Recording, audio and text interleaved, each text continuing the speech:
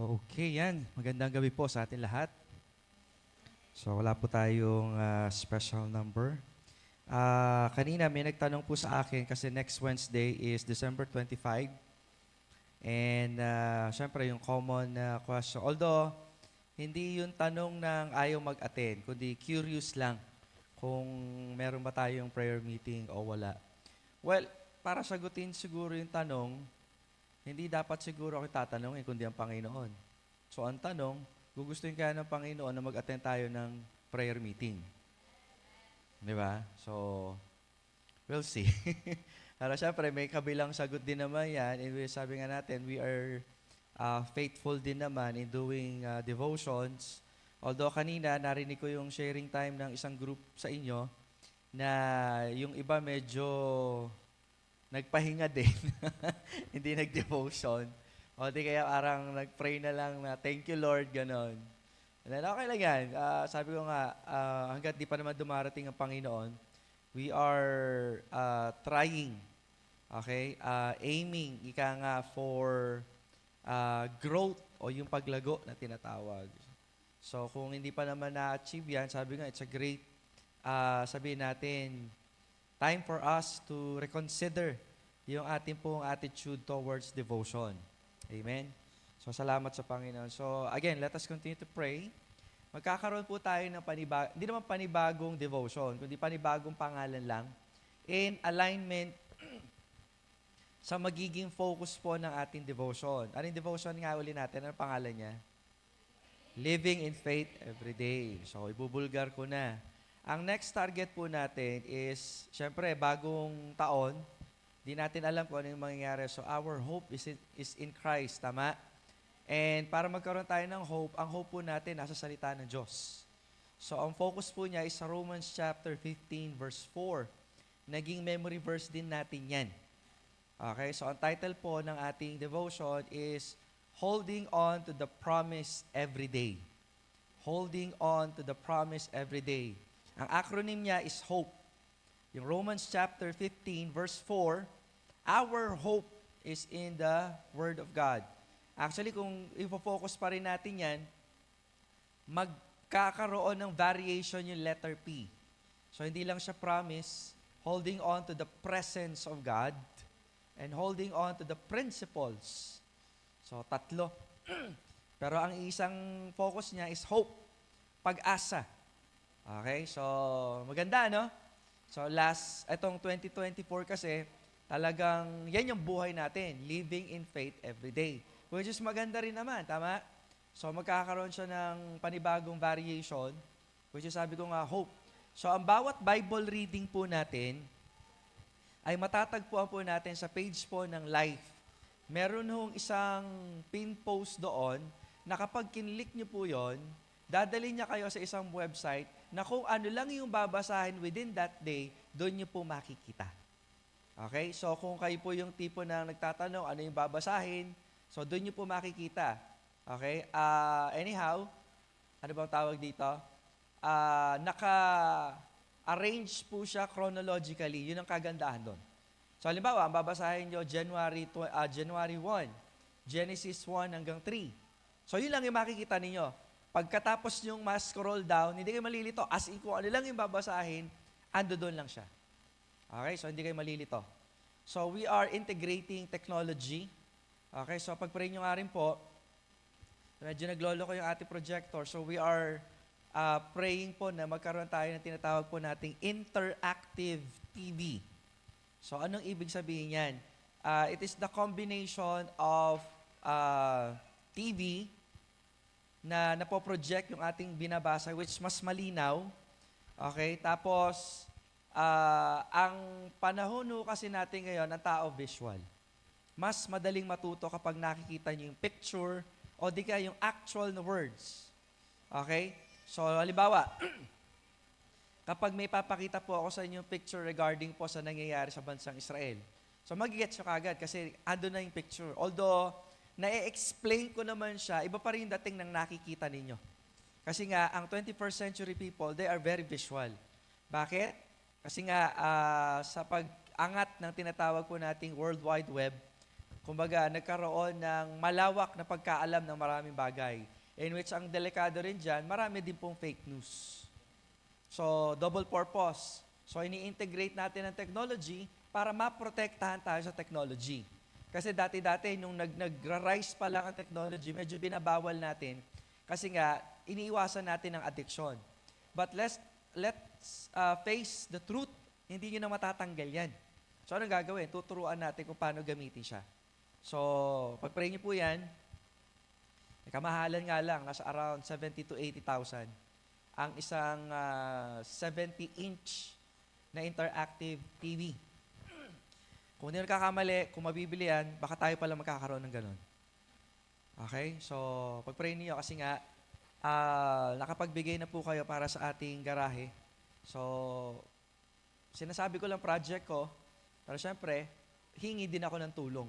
Kung paano yan, actually hindi ko alam. Basta ang konsepto ko dyan, pag binigay, salamat. Kung hindi pa, edi salamat din. Anong problema doon? Wala namang kaso yun. Basta at least, kahit paano, may ginagawa po tayo. Okay? So, sa devotion po natin, makikita niyo po yan. Kanina, nagsabi sa akin si Bicoy, Pastor, hindi po umabot doon sa tinatarget natin yung ibibigay natin sa mga missionary. So, nakolekta lang. So far, wala pa yung next week is 4,000 lang. Ang target natin is 8. Tama? Kasi yung regular na binibigay natin sa mga missionaries, 5. Kasi 1,000 sila quarterly. Kaso yung tatlo doon, foreign, hindi natin nabigyan nung missions conference. Tandaan po ninyo, kasama din natin sila, although wala sila in their presence physically, bumati po sila at gumawa po sila ng video po. So, pag-pray natin, kung sakasakali, yan ay magkaroon tayo ng special offering next Sunday. So, syempre, una ko na yan, magbibigay po ako para at least ay makover po natin yung 8,000 na ibibigay po natin sa mga missionary. Ulitin ko, pagdating sa pagbibigay, huwag yung problemahin kung magkano yung totality. Ang isipin niyo, ano yung kakayanan na meron po kayo binigay ng Panginoon. Okay? Para at least talagang makita nyo. Okay? Hindi nyo problema yung problema ko bilang pastor. Ang problema niyo yung problema ninyo, which is ano yung kakayanan yung magbigay. Diba? Kanina tinatanong ko yung mga young people if nagbibigay sila and they say yes. Tinanong ko magkano and they told me kung magkano binibigay. May 20, may 20, may 20. Pero bumawi, sabi ni Ethel. Pero maging increase yan, pastor, sabi niya. Magkano? 25.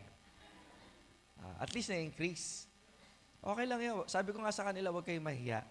Provided, sabi ko, sisimulan nyo siya at tatapusin nyo po siya. Kasi nangyari, tinatanong kay Bicoy, bakit nung nauna, medyo nakakaluwag pa tayo at meron pa tayong sobra, ba't ngayon parang hindi? So, medyo bumawas daw yung mga nagbibigay. So, hindi ko naman kayo sinisisi, pero sabi ko nga, it should be a learning curve para sa ating lahat. Diba? So, yung kaya nyong ibigay at pag nagbibigay, ipag-pray ninyo yung kakayanan ninyo sa pagbibigay, sapagkat saganang sa inyo, di nyo po kakayanin yan. Amen? Okay. Di na tayo kapakatagal, tayo po mag-aaral na ng salita ng ating Ama. And let's open the Bible in Matthew chapter 2. Matthew chapter 2, reading from verse 16 hanggang 23. Matthew chapter 2, verse 16 hanggang verse 23. Yan, ang title po ng mensahe po natin, Life-Changing Journey. Babasahin ko na lamang po at sundan niyo na lang ng inyong paningin. Then Herod, when he saw that he was mocked of the wise men, was exceeding wroth, and went forth and slew all the children that were in Bethlehem, and in all the coasts thereof, from 2 years old and under, according to the time which he had diligently inquired of the wise men. Then was fulfilled that which was spoken by Jeremiah, the prophet, saying,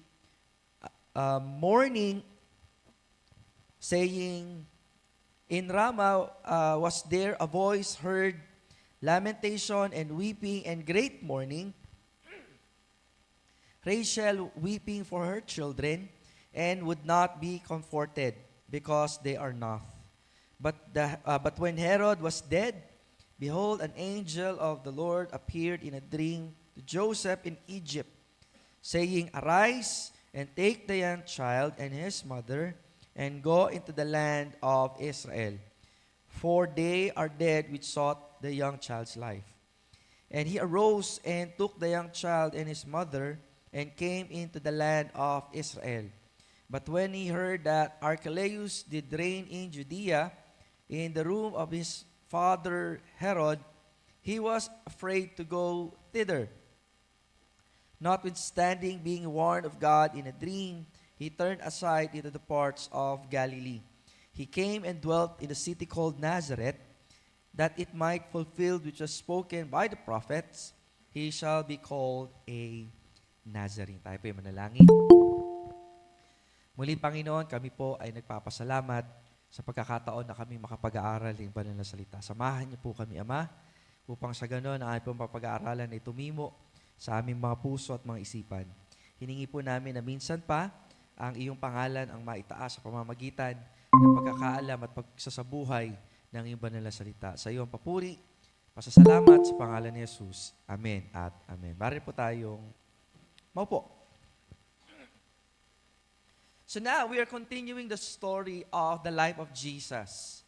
So specifically, yung kanyang incarnation, o yung tinatawag po nating pamumuhay bilang isang tao.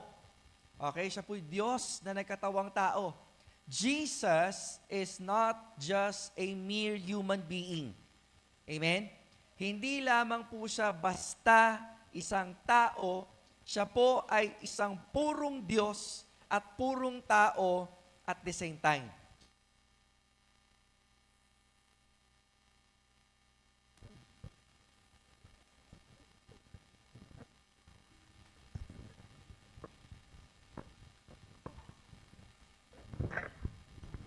So kung may magsasabi po sa inyo na si Kristo'y tao, wag ko kayo magalit. Okay? Sapagkat siya ay tao naman talaga. Siya ay napagod. Siya ay, alam yan, nadalamhati. Okay? Nakaranas po siya ng samot-saring emotion na pwedeng maranasan ng isang tao. Tama po ba? Ngunit sa atin bilang isang mananampalataya, hindi lamang po siya basta isang tao lang. Siya rin po ay Diyos at the same time. Okay, paano nangyari yan? Sabi ng mga batak na Arianism, okay, isa po itong mga grupo na kung saan they are holding that Jesus is just a man, plain man, tao lang siya. Okay? Ngayon, kung sasabihin po natin si Kristo ay tao lang, okay, tao lang, wala po siyang kakayanang magligtas. Okay, sapagkat ang tanging pwede magligtas sa tao ay ang Diyos po lamang. Okay? So, ibig sabihin, ang kalalagayan ng tao, lahat ng tao ay dumaan sa pagiging tao, meaning to say, lahat po tayo dumaan sa lahi ni Adan. Ngayon, si Kristo, iba po siya. Amen? Siya po ay pinaglihi sa pamamagitan ng banal na spirito. So, kung banal na spirito ang nasa kanya, so naturally, wala po siyang minanang kasalanan. So therefore, siya lamang po ang may kakayanan na magligtas kasi hindi po siya nagkasala. Kaya doon yung maintindihan, gano'n na lamang ka-eager si Satan na magkasala po itong sino? Si Jesus. Because Jesus is the second Adam. Okay? So kung nagkasala po siya, again, wala na pong paraan para maligtas ang tao. Pero naiintindihan po natin na sa buhay ni Kristo, siya po ay nagtagumpay. Yun po yung naging dahilan kung bakit tayo po ay nagkaroon ng daan sa ikaliligtas ng ating pong mga kasalanan. Now, dito sa pagkakataong ito, we are looking at the life of Jesus, specifically nung kanyang pagkapanganak. Okay? Sapagkat hindi madali ang pinagdaanan po niya. Okay? All of the nation, Israel, they're expecting a very extravagant, tawag po natin dito, kapanganakan. Okay, kumbaga malaking David, malaking Solomon ang dating na lahat ng tao ay magre-rejoice. But remember, Jesus Christ was born in a lowly manger. Saan po siya pinanganak? Sa sabsaban. Kaya kung hirap din lang ang pag-uusapan, hindi nyo pwede ikatwiran na kayo'y mahirap. Sapagkat ang Panginoong Yesus, siya po ay pinanganak na mahirap at namatay po siyang mahirap. Parang opposite siya sa mga tawag dito, yung,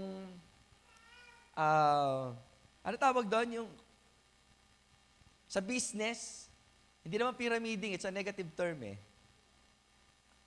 I forgot the word. Lagi nila sinasabi yan, kapag pinanganak ka mahirap, wala kang problema. Pero mamatay ka mahirap, sabi doon, kasalanan mo na yon. So what's the point?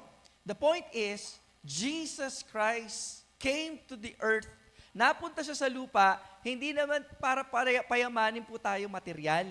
Dahil sabi ko nga, darating ang taon o darating ang araw na kung saan lahat po tayo ay kukunin na ng Panginoon. Hindi tatanong ng Panginoon kung yumaman ka, hindi tatanong ng Panginoon kung sumikat ka, kundi tatanong lagi ng Diyos sa atin, nagtapat ka ba sa paglilingkod sa Kanya? Sapagkat ang comment ng Panginoon at the end of the day, well done, thou good and faithful servant. Ang katapatan po sa Diyos ang magdadala po sa atin sa pagpapala na hindi kayang pantayan ng i-offer ng mundong ito. Kaya nga, kung hindi po tayo nagtatapat sa mundo, hindi tayo nagtatapat sa Panginoon, sa harapan ng mundo, mga kapatid, alam mo yun, katanggap-tanggap ka. Pero kung ikaw nabubuhay ka sa Panginoon, naku, maraming galit. Bakit? Kasi nga, for them, you miss, okay, a lot of opportunity, sabi daw nila. Diba? Kung palasimba ka, diba, hindi ka makakapunta ng mall, diba? Kung faithful ka sa music, especially the godly music, you miss a lot. Lalo na sa mga usong kantahan ngayon. Kanina, nag-Christmas party yung mga anak ko,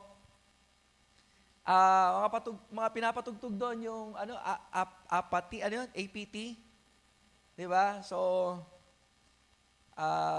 kanina, medyo sumasayaw si Amy kasi nakakaindak nga naman.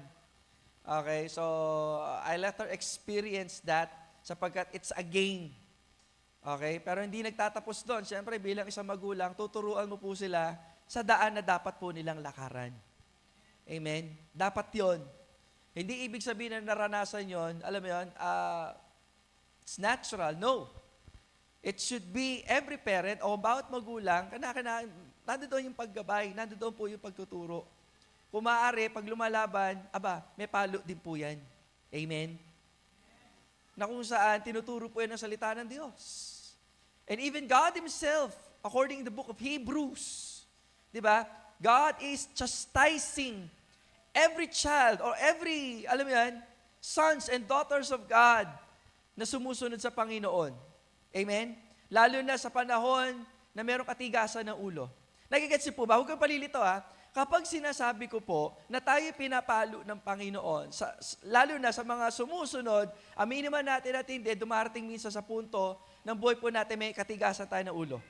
So ano gagawin ng Panginoon? Papaalalahanan niya po tayo. Amen? So, it is good for us to be reminded of God. Now, ngayong gabi pong ito, nais po tayo paalalahanan ng Panginoon about life-changing journey. Now, kapag sinabi po nating journey, specifically in a believer, ito po yung paglakad po natin dito sa mundong ibabaw.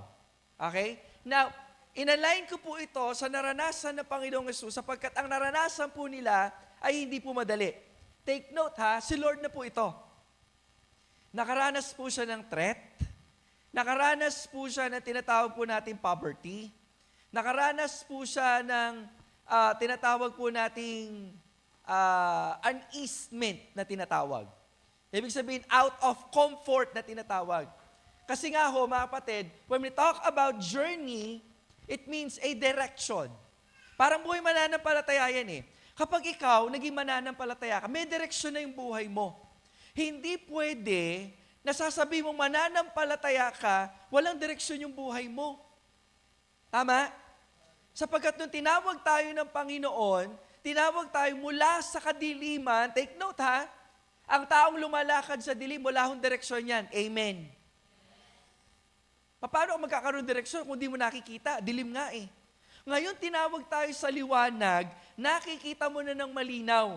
Hindi ibig sabihin nun, lalakad ka sa sarili mong kagustuhan. Yun ang pagkakamali ng maraming mananampalataya. Binigyan po tayo ng katalinuhan, binigyan tayo ng kaliwanagan para lumakad tayo ng maayos. Saan? Sa panuntunan na ibinigay ng Panginoon. Hindi pwede na pinalaya tayo, meron tayong sideline na kasalanan. Okay? So when we are in a journey, there's always a direction. Ano pa? When we are in a journey, there is a purpose. Hindi pwede yung sasakay ka ng jeep na wala kang direksyon at wala kang dahilan kung bakit ka sumakay ng jeep. Hindi pwede yung sumakay ka ng jeep, hindi dito ka, wala lang, trip ko lang. Hindi pwede yun. Kasi yung jeep may destinasyon. Kung meron siyang destinasyon, meron din siyang direksyon. Ngayon, kung nandoon ka, ba't ka nandoon? So, ganun din sa paglilingkod natin sa Diyos. Amen? Ganun din sa paglakad natin sa Panginoon. Matanong, bakit ka nag-attend ng prayer meeting? There's a purpose. Ganun din naman yung opposite nun. Ba't di ka nag-attend ng gawain ng Panginoon? Meron din purpose yun. Ngayon, kung sasabihin yung wala lang, that's the purpose. Wala kang dahilan. Amen? A plan na hindi pinlano, that's a plan. Ang plano na hindi pinlano, plano yun. And that plan will lead you to defeat sa pagkatalo. Kasi wala akong nananalo na walang direksyon at walang plano. Lagi, may plano po yan. Ngayon, ang plano ng Diyos sa ating paglakad ay perfect. Ang plano ng Diyos sa ating paglakad, bagaman hindi natin naiintindihan, it will lead us to victory. So anong gagawin mo? Susunod ka lang sa sasabihin ng Panginoon. Amen? Kung ang Diyos ang nakakaalam ng lahat, at kung ikaw ay tagasunod ng Panginoon, ayoko sabihin tagasunod lang, pero kung didikit natin yung word na lang, ibig sabihin wala kang gagawin kundi sumunod. Okay, kung dudugtungan natin ng lang. Hindi ko ginagamit yung lang para ibaba kayo. Kundi ginamit ko yung word na lang to identify na wala tayong ibang gagawin kundi sumunod lang sa Panginoon. So again, when we talk about journey, we're talking about direction, we're talking about purpose. Ano pa? When we talk about journey, we're talking about effort. Hindi pwede kasi na sumusunod ka sa Panginoon na napilitan ka lang. Amen? Ulitin ko po, ang paglilingkod natin sa Panginoon, it will lead us to victory, it will lead us to blessing, it will lead us to a reward. And someday, lahat ng ginawa po natin, malalantad po yan sa harapan ng Panginoon. Kahit ano yan. Ngayon, kung ang ating paglilingkod ay hindi mo ginawa ng may katapatan, okay, sige, nag-attend ka nga, pero wala naman sa puso mo, masusunog po yan.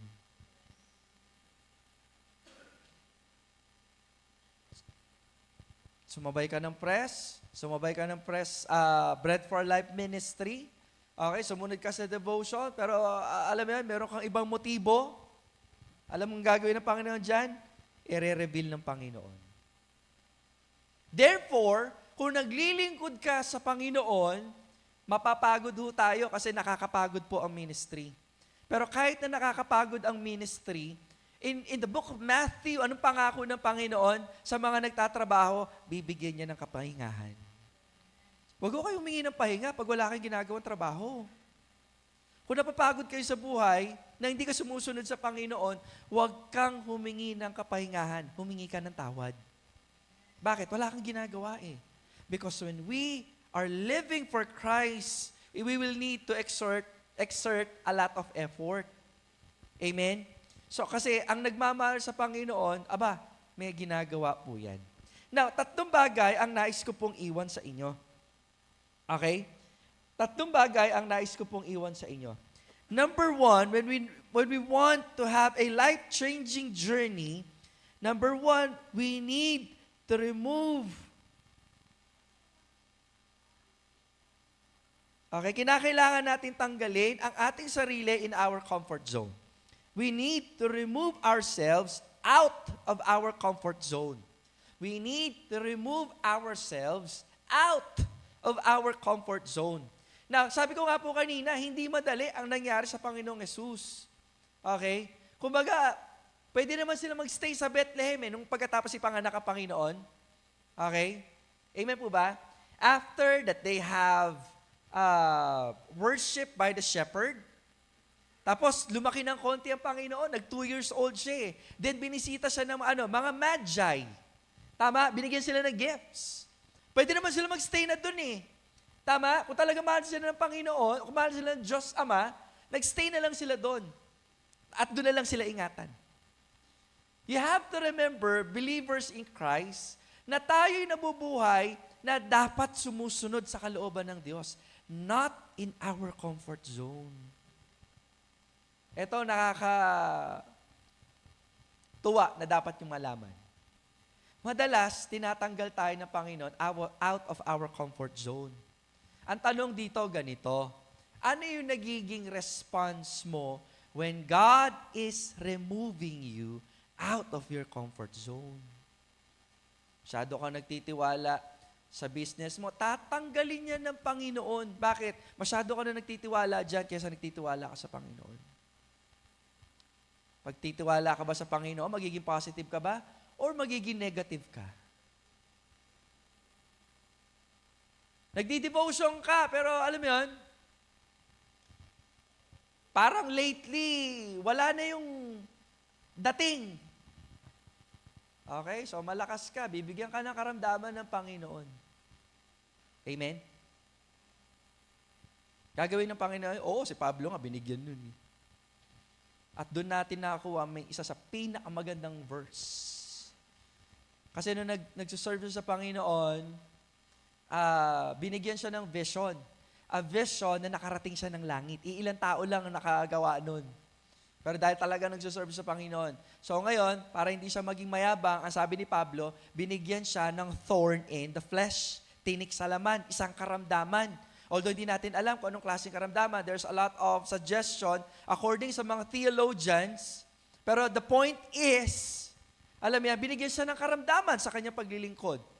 Ngayon, ang sabi ni Apostle Paul, kahit na may karamdaman siya, ang pangako ng Panginoon sa kanya, my grace is sufficient for thee, for my strength is made perfect in weakness. Grabe, no? So, ibig sabihin mga kapatid, when we are serving in the Lord, kapag medyo comfortable ka na, medyo liligligin tayo ng Panginoon. Hindi sa ayaw ng Panginoon maging komportable ka. Ang ayaw ng Panginoon, kapag dumating na sa punto ng buhay mo, na nagtitiwala ka sa sarili mong comfort at hindi na sa Panginoon. Kaya masaktan man kayo sa mga mensaheng ito, yan ang katotohanan.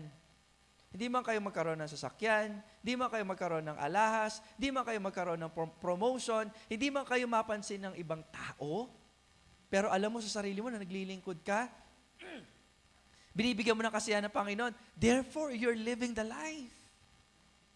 Hindi ko sinasabing walang pagpapala, may pagpapala naman po. Okay? Ang pagpapala na yan, kasi naintindihan mo o dapat mong maintindihan na ang Diyos lang ang magpo-provide ng lahat ng pangangailangan at wala ng iba. Kaya kung hindi na ibibigay, huwag kang magtatampo.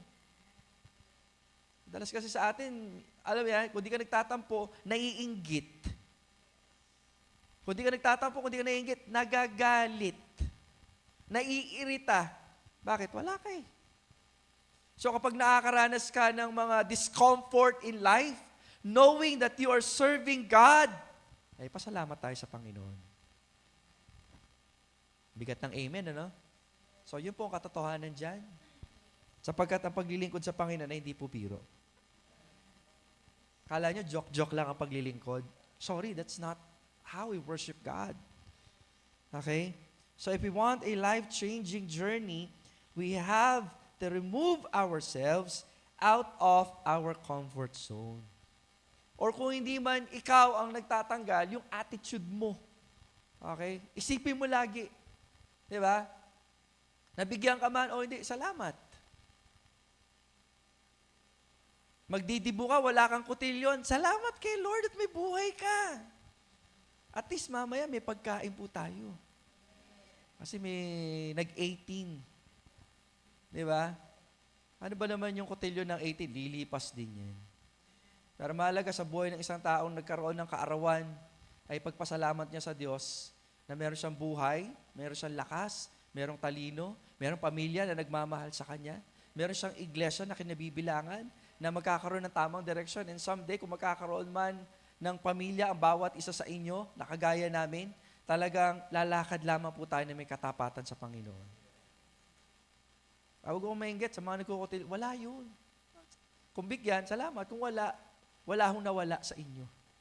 Diba? Ganon din po sa mga, alam mo yan, nagnanais pa ng mabonggang selebrasyon dito sa mundong ibabaw. Huwag ko kayong mag-alala. Hanggat ang Diyos ang naitataas sa buhay nyo, hindi po kayo nawawalan sa buhay. Bagkos naiintindihan ninyo ang kahulugan at kagandahan ng buhay. Merong makakilala, naranasan ng lahat ng bagay na yan, pero hindi man lamang nila magpasalamat sa Diyos. No, anong kwenta ng buhay? Kaya dapat tayo magpasalamat sa Panginoon. Pangalawa, if you want a life-changing journey, you have to remember to receive provision, or we are receiving provision along the way. We are receiving provision along the way. Madalas, kung bakit hindi na magiging maganda ang ating paglakad, nakakalimutan natin ang Diyos ang nagpo-provide eh. Amen? Kaya ang ganda ng isang mananampalataya na bugbog, okay, sa maraming pagsubok sa buhay, sapagkat dun siya tumatatag. Yung tipo bang alam niya na nasa Panginoon siya at maraming pagsubok sa buhay, later on, sa sobrang dami, nasanayan niya na. Meaning to say, immune na siya sapagkat kilala niya kung kanino siya nakahawak. Pwede naman kasi na marami kang problema, pero malayo ka sa Panginoon. Yung mga taong ganyan, wala akong paglago. Paulit-ulit na cycle yan. Kung lagi ka matampu, hindi ka na lumago dyan, mamamatay ka ng ganyan kapag hindi mo isusuko at ipapabago yan sa Panginoon. Kung lagi ka nag-aalala, natatakot, kaya ka hindi nag-a-attend ng prayer meeting, ng worship service, hindi mo ini-involve ang sarili mo sa mga ministry, mamamatay kang ganyan na lang, hanggang dyan ka na lang. Hindi mo makita yung sarap ng paglilingkod sa Panginoon. Pero yung tao, isang mananampalataya na nagtapat sa Panginoon, tapos nakakaranas ka ng pagsubok, tapos tumatatag ka, di ba? Sa kabila ng may problema, pero nakangiti ka pa rin, may pag-asa ka pa rin. Ang pangit ng isang taong walang pag-asa. Hello? Naranasan nyo na makakausap ng isang taong walang pag-asa, at tawag po doon, mga suicidal. Mga gusto nang sumuko sa buhay. Pero maraming Kristiyano, ganyan eh. Hindi man sumusuko sa buhay, sinukuan nila ang Diyos. Nawa, huwag nawang mangyari ito sa atin. Kung nangyayari man sa panahon natin ngayon, dapat nyo nang isuko. Kung nakikinig man kayo, kahit sa online yan, o nandito kayo, you are present in our prayer meeting, laging i-check ang buhay po ninyo. Tandaan niyo, ang mensahe ng Panginoon, hindi ito performance. Hindi yung tipo ng, nagandaan ba kayo sa mensahe? Hindi ka ng message. I'm sorry. That's not the message. But the message of God is given, binibigay ito sa atin para ma-check natin ang ating sarili. Tapos, lagi natin tignan, ako kaya ito? Lord, ano po ba yung dapat kong baguhin? Panginoon, buksan niyo po yung aking puso at ang aking isipan sa ganun makita ko po kung ano yung tamang paglakad na nararapat para sa inyo. Kasi kung hindi, wala lang. Performance lang ang pakikinig ng mensahe. So it's better for us, again, to remember that everything sa buhay po natin, along the way, nagpo-provide ho ang Panginoon. Yung provision na ito, provision that will give us hope, that will give us, alam mo yan, joy sa buhay. Ano pa? Contentment. Umpisa natin sa contentment. Kasi hindi ka magkakaroon ng kagalakan pag wala kang contentment eh. Tama ba? Yung mga taong walang joy, walang contentment yun. Yung mga taong hindi mapagpasalamat, walang contentment yun. Kasi hindi nila nakikita yung mga bagay na dapat po nilang pagpasalamat kasi hindi pa nga sila kontento. May kulang pa. Kanina, may ilan sa inyo, di ba, nag-start na magpasalamat, but I challenge you, okay, to step up in another level Ano gagawin namin, Pastor? Isulat nyo sa papel. Sulat nyo. Ano yung mga bagay na dapat pagpasalamat?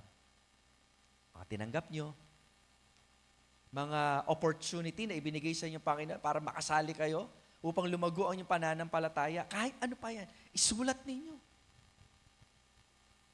Hindi yung gagawin yan para malaman ko, alam mo yan, gagawin niya kasi gusto mo mapapurihan ng Panginoon. Pangalawa, gusto mo yung kondisyon ng isip mo kasi gusto mo talagang totoong magpasalamat sa Panginoon. Why? Because it will help you motivate yourselves in serving the Lord. Kasi hindi naman tayo lahat matalino at kayang maalala lahat, tama? Wala naman tayong eidetic memory. So, ano gagawin natin? It's an act of worship.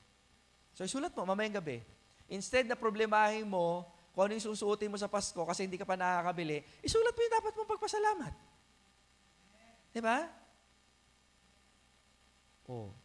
Nagpalagay ako ng eyelash. Diba? Ano ba? Nakatanggap ako ng Bible cover. Nakatanggap ako ng Bible. Kahit hindi ako nagbabasa ng totoo. You see, makikita niyo yung sarili niyo. And when you write it down, makikita mo kung totoo ka o hindi. Kaya nga, sabi ko nga, I challenge you, mga kapatid. Gawin niyo po yan.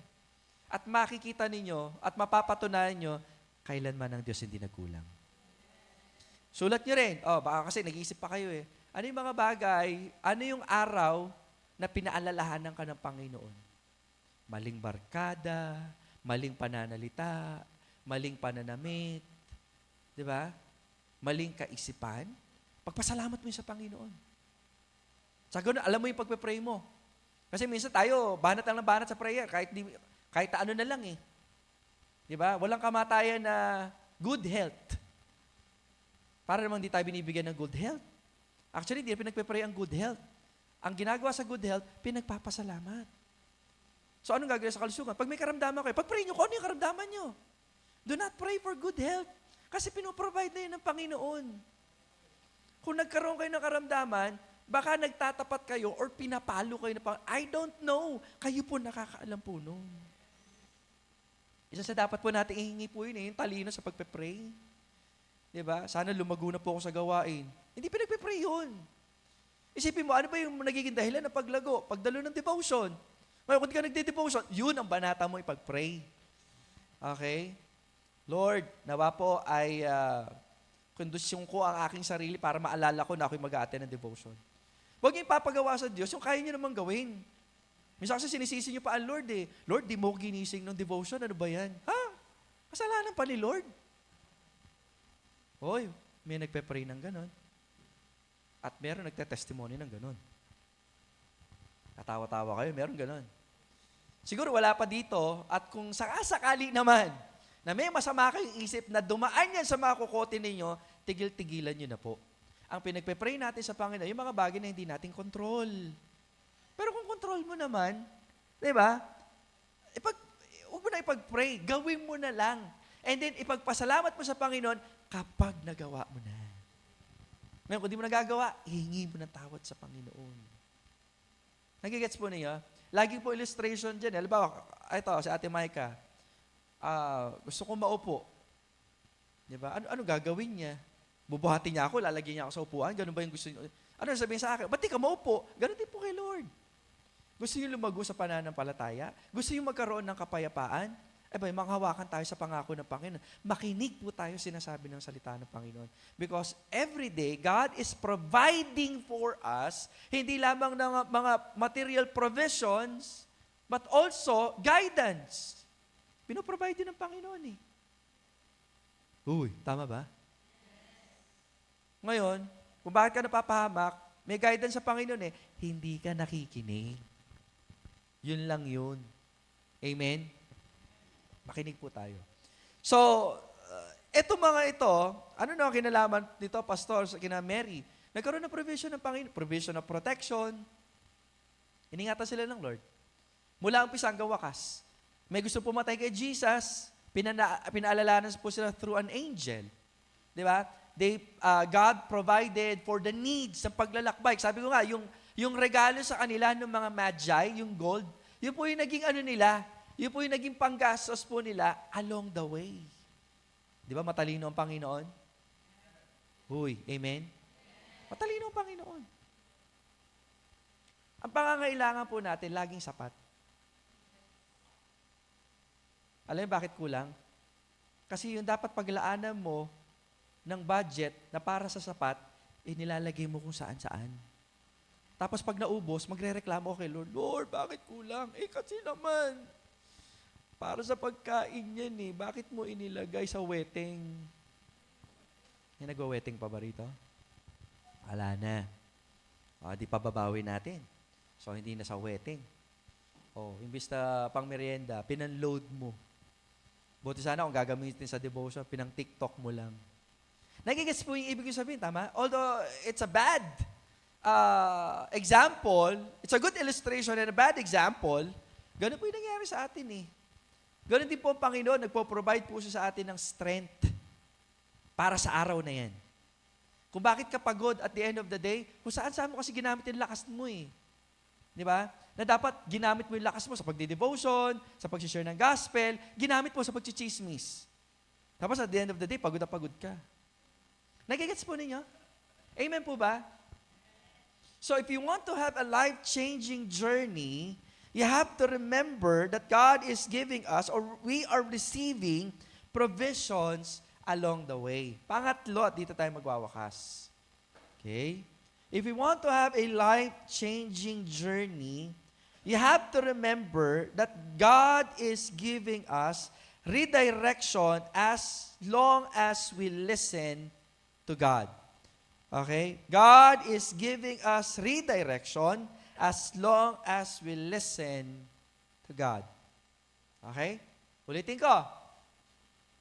God is giving us redirection as long as we listen to Him. Mga kapatid, naranasan not first family, ng family ni Jesus, okay, yung kanyang stepfather, okay, stepfather niya si Joseph, tama? Amen? Kasi tinake niya responsibility. So parang anak na rin, but hindi siya biological, yan ang ibig ko sabihin doon. Hindi siya biological father, okay, ni Joseph. Tapos yung nanay niya si Mary, na pinag-aralan po natin last Sunday. So sabi ko nga, she is a remarkable woman, pero kinakailangan nating i-focus yung dapat pagbigyan, which is theocentric. Anong in-highlight po natin? Yung ginawa ng Panginoon, yung pagtawag ng Panginoon. So itong mga taong ito, they have experienced a redirection. In fact, nararanasan po natin yan at mararanasan mo yan kung talaga nakikinig tayo sa Panginoon. Mga kapatid, it's very difficult for a sheep. Mahirap sa isang tupa na lumakad po siya ng may kapayapaan at ligtas kung hindi po siya nakikinig sa kanyang pastol. In fact, ang pastol na laging napapahamak, laging naliligaw, hindi ko nakikinig yan sa kanyang pastol. Okay? Sa kanyang master. I'm not saying to the pastor, kundi to our great pastor, which is God. Amen? So mga kapatid, kung talagang nakikinig po tayo sa Panginoon, God will give us always a redirection. Ang tanong, handa ba kayo sa redirection ng Panginoon? Minsan, napapahama kasi maling barkada. God is giving you a redirection. Minsan, ayaw mo kasi nag-invest ka na ng panahon, oras, etc. It works in many ways. Kung masamang impluensya yung mga tao sa school mo, pwede mo i-drop yung course. Just to follow God. Paano yung dream mo? Diyos na bahala dun. Yes, and even work. Okay? Kung ang trabaho mo, hindi mo nararamdaman ang presensya ng Panginoon, hindi ka para dyan. Makinig ho kayo Hindi lang ibig sabihin na nakagraduate ka, pinagpe-pray nyo, nag-a-attend lang, mali. Dapat nararamdaman yung presensya ng Panginoon sa bawat bagay. Ibig sabihin, nagiging blessing kayo, and God, alam mo yan, is magnified na itataas, naluluwalhati ang Panginoon. Kaya hindi ususi ang pag-abroad, sa totoo lang. It's not a key. Kasi isip nyo kasi, mapoprovide. No. Nakatingin kayo sa pera. Tumingin kayo sa Panginoon. Ngayon, kung pantao pag-uusapan, talaga malaki ang abroad. Malaki sweldo rin eh. Ngayon, kung susundin natin ang kalooban ng Panginoon, palagay niyo, hindi kayang ibigay ng Panginoon yung mga bagay na higit na ino-offer sa abroad na nandito at naglilingkod sa Panginoon. Kung bakit hindi na po-provide, maliit ang pananampalataya. Sa bawat bagay naman eh. Bakit hindi mo nadadala yung pamilya mo sa paglilingkod? Maliit ang pananampalataya mo. Maliit. Yung mga bagay na dapat i-deal sa iyo, isuko mo sa harapan ng Panginoon. But God is giving you a redirection. Kung sakali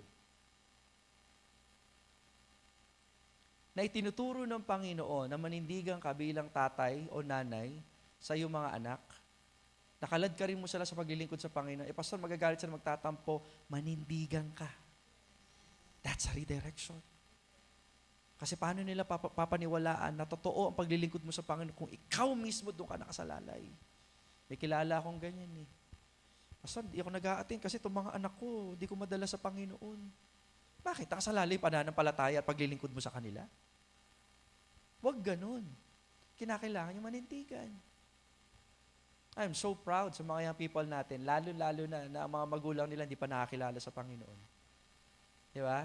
Yung tipo pinapagalitan sila. Itong SP girls. Graduate na sila dyan. Kaya dapat maging testimony niyan. Na dati kayong inaalipustap, pinagbabawalan. May naranasan ba ditong binugbog kayo sa bunutan? Wala pa naman, ano? Wala pa naman. Pero sandamakmak na na Tita Rose, naranasan po niya ang masaktan physically. Kasi pinagbabawalan po siya. Ewan ko lang kung na-testify niya na sa inyo. Naranasan niya yun. Diba? So, hanggat alam mo naman, ang pananampalataya mo totoo at kaya mo tayuan, manindigan ka dyan. Kasi, kung bakit hindi ka naninindigan, isa lang ang ibig sabihin nun. Hindi ka pa convinced na ang tinatayuan mo ay totoo. Kasi kung totoo yan, handa mo ipaglaban yan hanggang kamatayan. Ganun ang buhay Kristiyano. Amen? Nilalaban ninyo. Antok nga, di nyo malabanan eh. Amen? Uy, nakakonsensya sila. Sino nakakonsensya dito? Kasi tapos na yung devotion, Pastor, nagawa na namin yung dapat gawin eh. Diba? Okay, sige. Pero huwag niyo papabayaan, kausapin pa rin ng Lord. Diba? Sino dito pag nagdi-devotion kayo, nakaload kayo? Ano sinabi ko? Nagdi-devotion, nakaload. Nagdi-devotion, nagpe-pray. Hala? Sino dito nagpe-pray kayo, nakataas ang kamay? Hindi pa nagawa? I suggest you try. Maraming ibig sabihin ng pagtataas ng kamay. Isa na yan, surrender. Di ba? Meron bang hold up? Ganun ka lang. Hold up, taas ang kamay. Taas ka. Tawag doon, surrender. Meron pang isa. Kapag nasa school kayo at may tinanong ang guro ninyo, ano gagawin ninyo? Mamari. Tataas mo yung kamay mo. Bakit? Alam mo eh. When you pray to God, alam mo, Panginoon, may nangyari ngayon. Ang ganda, grabe. I will testify of that. Lord, ako. Meron pang isa. Pag nasa hukuman kayo, meron tinatawag na panunumpa. Diba? You will tell the truth, nothing but the truth. Yun lang sasabihin mo.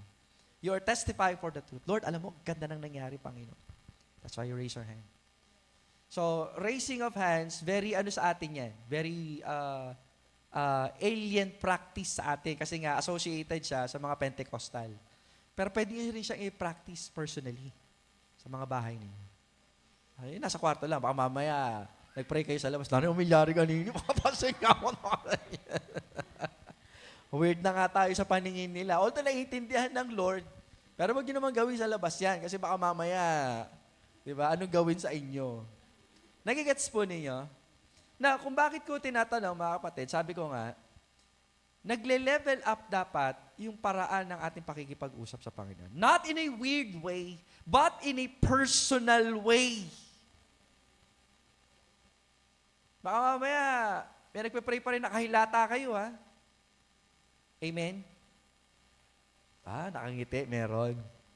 Nararamdaman ko. Di ba? O, ihingi natin ang tawad sa Diyos. Hindi ko sinasabi ito para i-condemn kayo. Pero ituwid ko ano mga bagay na hindi tama po sa atin. Sapagkat, again, isa yan sa mga paraan na ginagay tayo ng Panginoon sa ating paglakad when we pray. Amen? Naalala ko sina Ate Jel, alam ni Ate Elvira. Nahiya sila mag-pray kasi nga, ang thinking nila sa prayer, it's a oratorical act.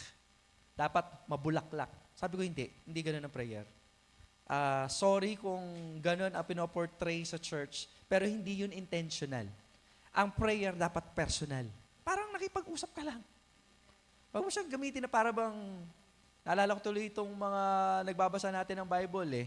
Diba? When you read the Bible, it should be natural. Hindi parang, alam mo yun, wala pa akong nakita, Ate Luz, ikaw ng aking kapatid sa pananampalataya. Ibig ko sana na ako ay magpamasahe. Kung iyong mamarapatin, maaari ba sang-ayon sa inyong kalooban? Hindi ganun. Ate Luz, sakit yung likod ko, pamassage ako. Di ba ganyan tayo makapag-usap? Ganun din kay Lord. It should be natural. It should be personal. Hindi mo pambabastos ang tawag doon. Pagiging totoo ang tawag doon. Minsan, galing-galing yung magsalita. Pagdating naman sa pamumuhay, balahura ka naman. We need to change that. Amen? Now, a journey in Christ o yung paglalakbay po natin sa mundong ibabaw sa paglilingkod po natin sa Panginoon. Sabi ko nga, meron direksyon. Yung paglilingkod po natin sa Panginoon, it has a purpose. And ang paglilingkod po natin sa Panginoon, yung walk of faith natin kay Christ, it should have an effort. Hindi madali, di ba? Hindi maganda siguro sa paningin ibang tao, pero wala tayong pakialam doon sapagkat ang pinaglilingkuran natin ang Diyos po lamang. Tayo po lahat ay tumayo, tayo po manalangin. Tayo po'y manalangin. Muli, Panginoon Diyos, salamat po, Ama, sa gabi ito. Salamat sa patuloy na pagtubay. Salamat sa pagtutulong mo sa amin. Dalangin ko po, Panginoon, na patuloy po nawa na kami ay manatili. Nakatuon lamang ang aming isipan sa iyo. Father God, we ask that you continue to guide us, to bless us. Lord, ano man po ang mga bagay na kulang sa amin, patuloy po nawa namin itong makita at may paglingkod sa iyo. Humingi po kami ng paggabay sapagkat sagana amin hindi po namin kaya maintindihan gawa ang mga bagay.